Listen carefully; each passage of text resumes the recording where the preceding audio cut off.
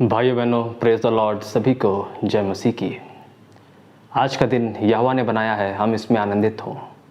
आज हम सब प्रभु यीशु मसीह के मांस और लहू में एक देह होकर, पवित्र आत्मा की अगुवाई में एक देह होकर आज प्रभु के वचन को हम लोग मनन चिंतन करेंगे और आत्मा में आज प्रभु का वचन हमसे क्या कहता है इस पर हम लोग गौर फरमाएंगे।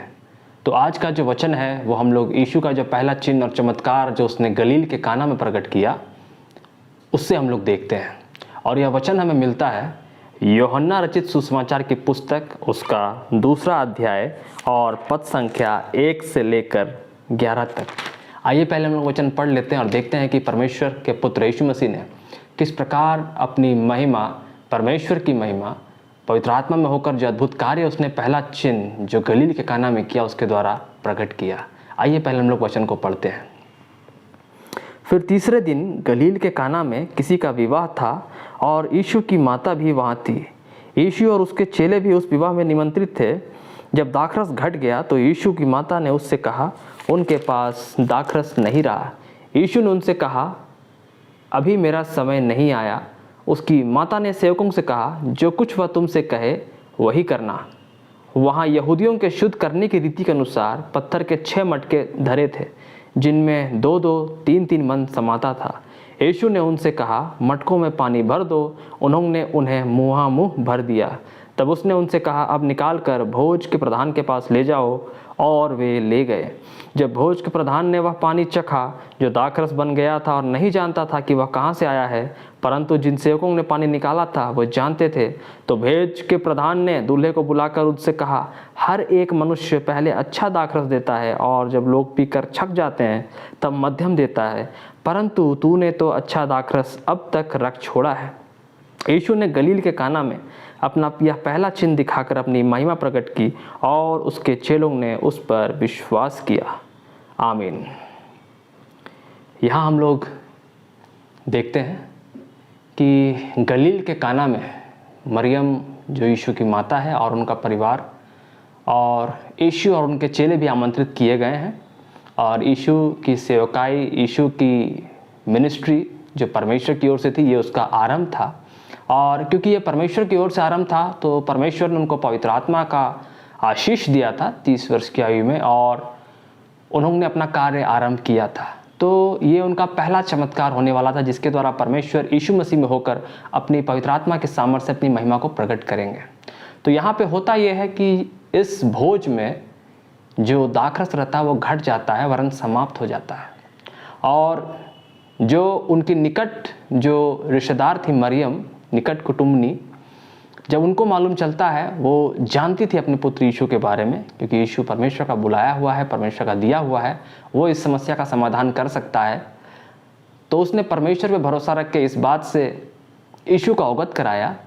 और जब यीशु को अवगत कराया तो यीशु ने उन सेवकों से 6 साधारण मटके जिनमें 2-3 मन भराता था, मतलब लगभग 80 लीटर पानी उनमें भराता होगा, 80 से 100 लीटर पानी, और उन मटकों में उसने साधारण पानी को रखने के लिए बोल दिया और उन सेवकों को आज्ञा दी कि जाओ इसे भोज के प्रधान के पास ले जाकर चखाओ। जो भोज का प्रधान है, वो भोज का प्रधान के पास जब वो सेवक ले जाते हैं तो यहाँ हम लोग देखते हैं कि वो साधारण जल सबसे उत्तम दाखरस में बदल जाता है।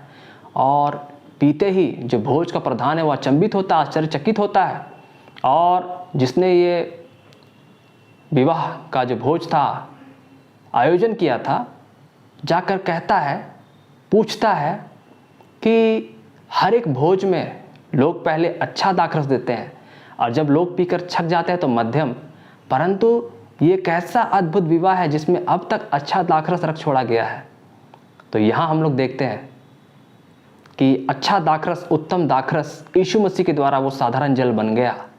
और यहाँ यीशु ने यह प्रकट किया कि जो संसार की चीज़ों में, संसार के विवाह में विवाहित हैं, संसार की वस्तुओं से उनका आनंद, उस विवाह का आनंद, उस विवाह का दाखरस तो घटता है, शरीर का बल तो घटता है, शरीर की सामर्थ्य तो घटती है, उनका धन बल तो घटता है। और संसार से विवाह करके संसार की चीज़ों में आनंद जो उनको मिलता है वह तो उम्र के साथ, वह तो समय के साथ उनका घटता जाता है, वरन मिट जाता है, नष्ट हो जाता है। परंतु जो बुलाए गए हैं यीशु मसीह के विवाह में, और जो उस दाखरस में से जो यीशु मसीह का मांस, लहू और पवित्र आत्मा का अभिषेक और अगुवाई के द्वारा उनको परमेश्वर पिता की ओर से दिया जाएगा, जो उस दाखरस में से पिएगा, जो उस जीवन के जल के सोते में से पिएगा, चखेगा, जिस पर यीशु मसीह का मांस और लहू उंडेला जाएगा और पवित्र आत्मा के द्वारा जिनको अभिषेक किया जाएगा, उनका जो आनंद है, उनका आत्मिक आनंद कभी नहीं थमेगा।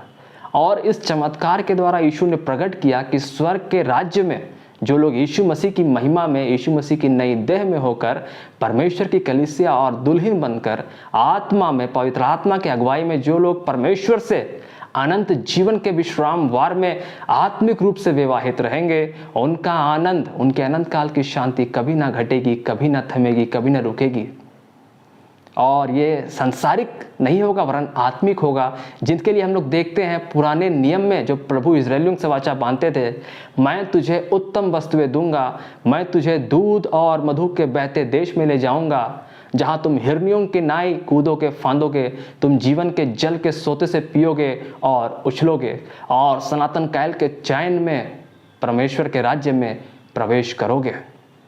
उसी वाचा को प्रभु यीशु मसीह के द्वारा सारे जगत के लोग, जो इज़राइल के मसीहा, सारे जगत के उद्धारकर्ता यीशु मसीह के द्वारा जो बुलाए गए हैं, सुसमाचार के द्वारा जिसने सारी व्यवस्था को पूरा किया है, इस पहले चमत्कार के द्वारा प्रभु ने प्रकट किया कि हर एक यीशु मसीह में सेंत में बुलाया गया है परमेश्वर की ओर से, और जो कोई उसके लहू मांस से खाएगा, पिएगा, विश्वास करेगा, उसके नाम पे उद्धार को प्राप्त करेगा, वो अनंत जीवन में अनंत काल की आशीष और दाखरस में से पिएगा और अनंत काल की शांति को प्राप्त करेगा, क्योंकि वहाँ उसका आत्मिक दुल्हा यीशु मसीह है और परमेश्वर के राज्य में उसकी संतान है और उसके वारिस हैं, और सारी मीरास, सारी आशीषों में वो सहभागी हैं।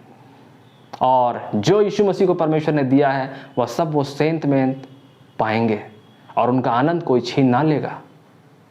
तो यहाँ हम लोग देखते हैं ये पहला चमत्कार यीशु ने किया और इससे अपनी महिमा प्रकट की कि हम सांसारिक भोग विलास, संसारिक धन दौलत, संसारिक ऐशो आराम और संसारिक शांति में लिप्त ना हो जाएं, नष्ट ना हो जाएं हमारी देह, परंतु अविनाशी देह, जो नाशवान देह से बढ़कर है, जो असल जीवन है, जो असली जीवन है, जो आत्मा के द्वारा जीवनदायक है यीशु मसीह में, हम उस मिरास को प्राप्त कर लें, उस जीवन के जल के सोते में से पिएं, उस यीशु मसीह के मांस लहू से खाएं पिएं और पवित्र आत्मा की अगुवाई में आगे बढ़ें।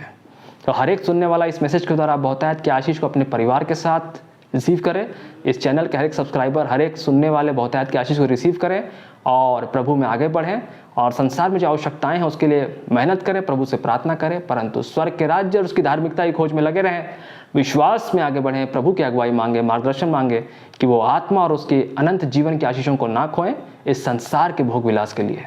तो हर एक सुनने वाला इस मैसेज के द्वारा बहुतायत की आशीष को रिसीव करे और पिता, पुत्र, पवित्र आत्मा में उनका परिवार बहुत बहुत बहुत आनंदमय रहे, प्रभु के आनंद और दाखरस में।